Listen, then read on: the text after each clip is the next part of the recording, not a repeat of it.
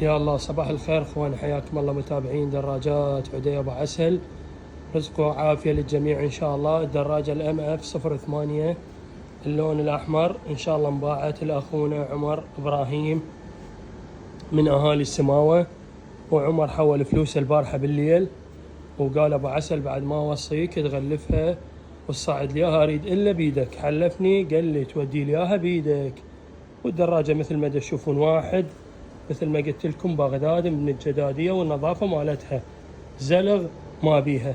الدراجه ان شاء الله بذاتي وبنفسي راح ان شاء الله اروح اوديها النقليات السماوه وتؤمرني امر وحسب رغبتك اني اروح اودي لك اياها وتؤمرني امر. اخوان الفاز انباعت البارحه كنت ما متواجد ومصورينها فالتصوير كان قليل. الفاز اللونين انباعت فهواده يراسلون عليها. فالدراجه الفاز انباعت. وبخصوص هاي الدراجه ان شاء الله ارجع وياكم بعد ما اغلفها واوديها النقليات السماوه. ارجع وياكم.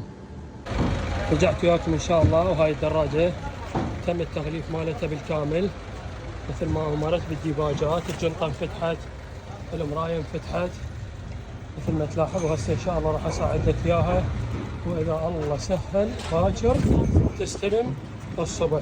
اخوي هاي الجامه مالتها، هاي الجنطه، وهاي ان شاء الله راح اصعد لك اياها وتؤمرني امر. وياكم اخوكم عدي ابو عسل للدراجات اليابانيه بغداد. حي الجهاد، حي الحسين.